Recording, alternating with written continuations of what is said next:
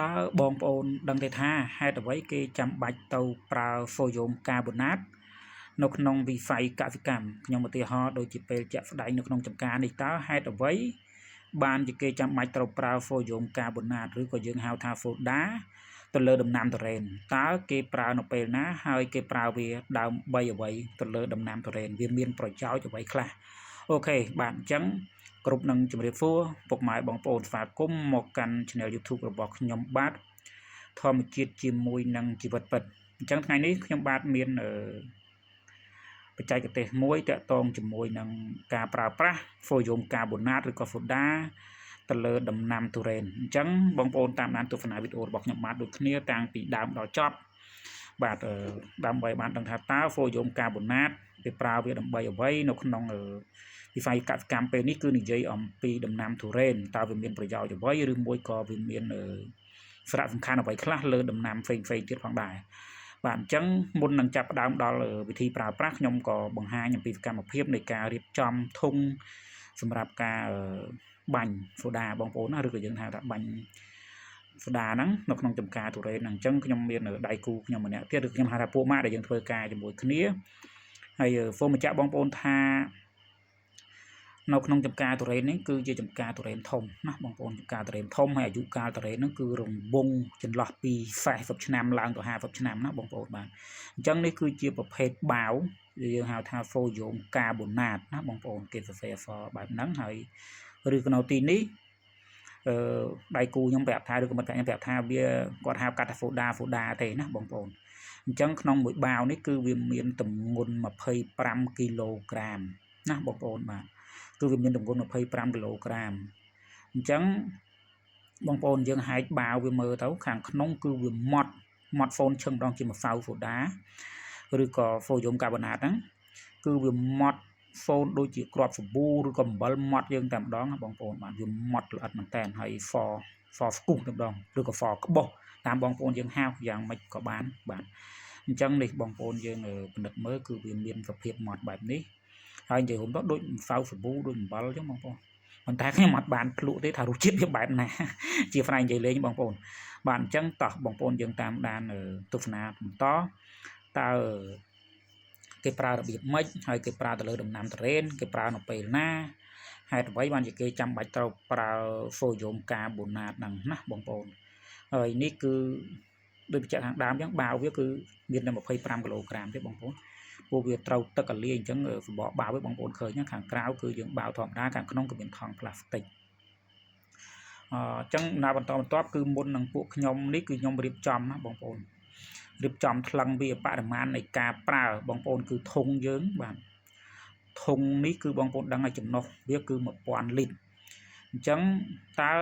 ធុង1000លីត្រនេះយើងត្រូវការលាយហ្វូយ៉ូមកាបូណាតនេះចំនួនប៉ុន្មានគីឡូក្រាមឬក៏បរិមាណវាប្រហាក់ប្រហែលប៉ុន្មាន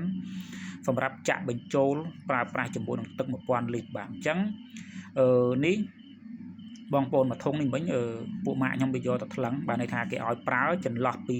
1គីឡូ2ខាំណាបងប្អូនទៅ1គីឡូកន្លះតាមតំបន់ឬក៏ប្លុកទុរេនដែលវាអាស្រ័យទៅលើដើមទុរេនប្លុកណាទូចប្លុកណាធំហើយនឹងសន្តានដីបែបណាអញ្ចឹងណាបងប្អូនអូខេអញ្ចឹងគឺខ្ញុំចាប់ផ្ដើមចាក់ហ្វូយ៉ូមកាបូណាតហ្នឹងហើយឬក៏យើងហៅថាហ្វូដាហ្នឹងចូលក្នុងធុងហ្នឹងធុងទឹករបស់យើងសម្រាប់បញ្ចូលទឹកនឹងការបាញ់បានន័យថាយើងលាយវាក្នុង1000លីត្រគឺយើងប្រើហ្វូយ៉ូមកាបូណាតនេះចំនួនចន្លោះចាប់ពី1កន្លូ2ខាំទៅ1កន្លូកន្លះបានន័យថាអាស្រ័យទៅតាមតំបន់ឬក៏ហៅថាប្លុកទុរេនវាមានទុរេនមុនទុរេនក្រោយបានថាទុរេនទូចទុរេនធំអញ្ចឹងណាបងប្អូនបាទអូខេអញ្ចឹងពីដំបូងឡើយខ្ញុំក៏អត់សូវច្បាស់ដែរប៉ុន្តែដោយផ្អែកទៅលើដៃគូខ្ញុំគាត់ប្រាប់ថាការបាញ់ហ្វូដាហ្នឹងគឺតកាយជាអ្នកឲ្យបាញ់ឬដោយផ្អែកទៅលើសន្តានដីបងប្អូនណាពិនិត្យទៅលើដីបានន័យថាគាត់ប្រាប់ថាដីវាមានបញ្ហាតាក់ទងជាមួយនឹង pH របស់ដីបាទអញ្ចឹងសួរថាតើ pH របៀបណាទើបយើងបាញ់ហ្វូយ៉ូមកាបូណាតហ្នឹងបងប្អូនចាំតាមដាននៅកម្មវិធីដែលខ្ញុំបាញ់ប្រើប្រាស់តើគេធ្វើរបៀបណាគេបាញ់របៀបណាហើយការបាញ់ហ្នឹង វាជំរុញអ្វីទៅដល់ដីនឹងវិញហើយពេលហាស់ហ្នឹងវារបៀបម៉េចទើបយើងត្រូវការប្រើប្រាស់ Folium Carbonate ហ្នឹងអូខេអញ្ចឹងពេលនេះខ្ញុំក៏ចាប់ផ្ដើមត្រឡប់មកក្រោយវិញគឺយើងបូមទឹកបញ្ចូលទៅក្នុងធុងរបស់យើងហើយបងប្អូនអាចមើលបរិវេណចំការនេះគឺធំល្វឹងល្វើយណាបងប្អូនដីចូលខ្ទង់រង្វង់ប្រហែលជា25ហិកតាហើយអាយុចំការហ្នឹងគឺដូចខ្ញុំបានបញ្ជាក់ពីខាងដើមអញ្ចឹងយូរហ៎បងប្អូនណាបាទហើយបញ្ជាក់បងប្អូនថាទីនេះគឺជាចំការទឹកដីនៃប្រទេសម៉ាឡេស៊ីខ្ញុំជាពលករធ្វើការនៅក្នុងចំការធូរ៉េនបងប្អូនណានៅក្នុងចំការធូរ៉េនបទពិសោធន៍ចូល2ឆ្នាំហើយប៉ុន្តែពួកម៉ាក់ខ្ញុំឬក៏ដៃគូដៃកង់ការងារខ្ញុំនេះគឺគាត់បទពិសោធន៍របស់គាត់គឺ13ឆ្នាំនៅក្នុងចំការធូរ៉េនណាបងប្អូនគឺនៅតែចំការធូរ៉េននឹងផ្ទាល់តែម្ដងបាទអញ្ចឹងអូខេយើងចាប់ផ្ដើមទឹកយើងពេញធុងហើយអញ្ចឹងយើងក៏ចេញដំណើរទៅទីតាំងដែលយើងត្រូវបាញ់បាទបាញ់សូដាទៅលើដំណាំតើគេបាញ់វារបៀបម៉េចតោះអញ្ចឹងបងប្អូនធ្វើដំណើរជាមួយខ្ញុំហើយបងប្អូនអាចមើលទស្សនវិជ្ជាទូទៅបងប្អូនណានៃចំការធូរ៉េននេះគឺដូចខ្ញុំបញ្ជាក់អញ្ចឹងគឺធំហើយដោយសារអាយុកាលធូរ៉េននេះគឺជាអាចយើងនិយាយថាចំការចាស់អញ្ចឹងណាបងប្អូនចំការដែលដាំយូរហើយអាយុកាល40ឆ្នាំ50ឆ្នាំហើយគឺចំការមិនមែនថ្មីនេះបងប្អូនចំការយូរហើយតរ៉េនក៏វាធំណាបងប្អូនណាបាទតរ៉េនធំយកតែមែនតែនមិនមែនធំទូចទេធំនេះធំអស់មកទំហឹងអញ្ចឹងចេញមកពីកន្លែងផ្ទះចាំចំការយើងរហូតមកដល់ចុងចំការមកខាងទៀតរង្វង់ប្រហែលជាជិត10នាទីបងប្អូនបាទប៉ុន្តែខ្ញុំកាត់ខ្លីៗជូនបងប្អូនតោះហើយបងប្អូនអាចទស្សនាមកដល់កន្លែងនេះគឺយើងចិត្តដល់ហើយបងប្អូនណាបាទចិត្តដល់កន្លែងដែលយើងធ្វើការបាញ់ពីចុងហ្នឹងទៅមុនហើយអូខេអញ្ចឹងបងប្អូនដឹងទេថាតើរបៀបនៃការប្រើប្រាស់ឬក៏បងប្អូនធ្លាប់ប្រើប្រាស់ Folium Carbonate នេះទៅលើដំណាំអ្វីខ្លះពីមុនមកអញ្ចឹងណាបងប្អូនបាទ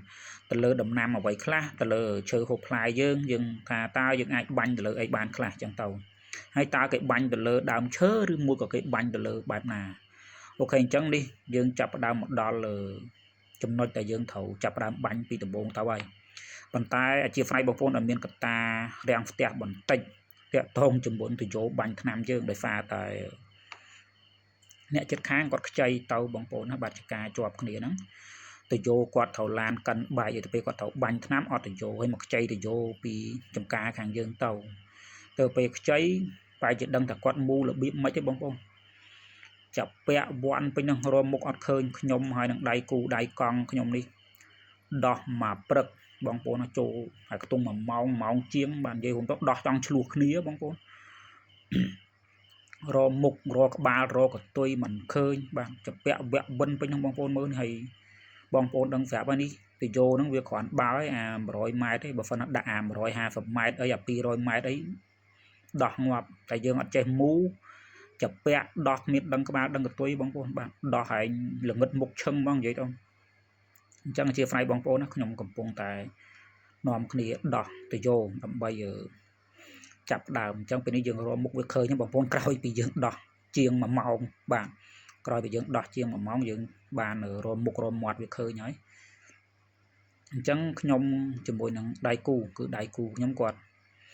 បើនិយាយពីបទពិសោធន៍នឹងចំការតារ៉េនេះគាត់ឆ្អែតទេបងប្អូន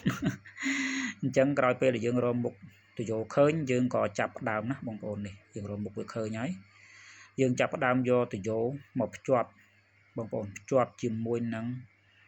ម៉ាស៊ីនតោះបងប្អូនឥឡូវនេះរកមុខឃើញនេះបងប្អូននេះមុខវាបាទអញ្ចឹងយើងរកមុខរកមាត់រកកណ្ដុំរកអីវាឃើញហើយអញ្ចឹងយើងយកទៅយោមកភ្ជាប់ជាមួយនឹងម៉ាស៊ីនសម្រាប់ធ្វើការបាញ់សូដាទៅលើតរ៉េនរបស់យើងអញ្ចឹងនេះយើងភ្ជាប់សិនណាបងប្អូនយើងភ្ជាប់នេះរបៀបភ្ជាប់ងាយៗទេបងប្អូនអត់មានអីពិបាកទេយើងគ្រាន់តែមូលវាចឹងមកអញ្ចឹងបងប្អូនក្នុងវិស័យកសិកម្មប្រហែលជាចេះប្រើទាំងអស់គ្នាហ្នឹងបាទប្រភេទនេះគឺយើងប្រើម៉ាហ្វិនហើយជាមួយនឹងធុងទឹកហ្នឹងគឺអត់មានអីពិបាកទេព្រោះយើងអត់បានប្រើបច្ចេកទេសកសិកម្មជាន់ខ្ពស់ទៅលើដូចជាការប្រើដ្រូនបាញ់ថ្នាំឬក៏អីទេអានេះបានថាយើងទម្លាប់សាមញ្ញដែរបាទអញ្ចឹងគឺយើងជាប់តាមរបៀបហ្នឹងធម្មតាទេហើយក្រៅពីហ្នឹងទៅគឺយើងអាចធ្វើការបាញ់បានតែម្ដងណាបងប្អូនអូខេអញ្ចឹងយើងរៀបចំរួចរាល់ហើយបងប្អូន ខ្ញុំក៏ចាប់ដើមដំណើរការបញ្ឆេះ marfin អូខេខ្ញុំជាអ្នកបញ្ឆេះ marfin ឲ្យពួកម៉ាក់ខ្ញុំគឺជាអ្នកបាញ់យើងដូរវេនគ្នាបាញ់ម្នាក់ម្ដងឬក៏ម្ដងម្នាក់នៅពេលដែលយើងហត់ឬក៏ម្នាក់មួយធុងអីចឹងទៅបាទអូខេអញ្ចឹងនេះ marfin យើងចេះដំណើរការហើយខ្ញុំចាប់ដើមបើកទឹកថ្នាំ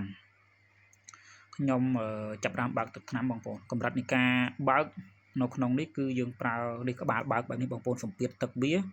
យើងផ្ដើមពី start នេះរហូតមកដល់ត្រឹមរង្វង់30យើងយកកម្លាំងវាត្រឹម30សម្ពាធទឹក30ហើយសម្ពាធទឹកវាមកអស់គឺ50ណាបងប្អូនបាទអញ្ចឹងគឺត្រឹមនេះគឺយើងប្រើតែ30ទេដោយសារតែវាកម្លាំងបានន័យថាលើ 50% អានេះវាចូលលើខ្ទង់រង្វង់ 70% ទេបងប្អូនអូខេអញ្ចឹងខ្ញុំត្រូវដើរណាចេញមកពីនេះហ្នឹងរហូតមកដល់កន្លែងដៃគូខ្ញុំបាញ់ថ្នាំបាញ់សូដាសំទោសជាស្រ័យតើគេបាញ់របៀបម៉េចបងប្អូនអញ្ចឹងយើងមកដល់ចំណុចពិសេសហើយនៃការប្រើប្រាស់ហ្វូយ៉ូមកាបូណាតឬក៏សូដាយើងទៅលើដំណាំទុរេនអូខេអញ្ចឹងនេះគឺយើងធ្វើការបាញ់ភ្ជុចទៅលើដីណាបងប្អូនបើកទៅយកឲ្យស្រួចចឹងមកហើយការបាញ់បែបនេះវាមានទិសដៅ2ទី1គឺយើងធ្វើឲ្យទឹកថ្នាំឬមួយក៏ហ្វូយ៉ូមកាបូណាតយើងនឹងជ្រាបទៅក្នុងដីបងប្អូនណាបាទជ្រាបទៅក្នុងដីហើយបងប្អូនមើលភិនភាគតរ៉េនគឺខ្ពស់ឆ្លាស់បែបនេះណាបងប្អូនណាធំអញ្ចឹងគឺយើងបាញ់ផ្ទាល់ទៅលើដីបងប្អូនណាបាទនៅរង្វង់ប៉ឬវេនជុំវិញរង្វង់នៃដើមតរ៉េនយើងបាទអញ្ចឹងឬវាតណាអញ្ចឹងយើងបាញ់អញ្ចឹងទៅហើយវាធ្វើឲ្យដីហ្នឹងសើមអញ្ចឹងគឺបាញ់នេះគឺយើងបាញ់មកហ្វប់បងប្អូនណាបាញ់មកហ្វប់ហើយមកជោកល្មមហើយការបាញ់នេះក៏វាមានទិសដៅមួយទៀតគឺយើងបោកស្លឹកទុរេនឬក៏ម៉ែឈើហ្នឹងឲ្យវាចេញឆ្ងាយដើម្បីលើកក្រោយយើងធ្វើការបាចជីវានៅក្នុងជុំវិញបរិវេណទុរេនហ្នឹងដូចគ្នាអញ្ចឹងនេះគឺជាវិធីនៃការប្រើប្រាស់ហ្វូយ៉ូមកាបូណាតទៅលើដំណាំទុរេនអញ្ចឹងគឺយើងបើកបាញ់បែបហ្នឹងបងប្អូនឃើញស្រាប់ណាបាញ់ភ្ជុចទៅលើដី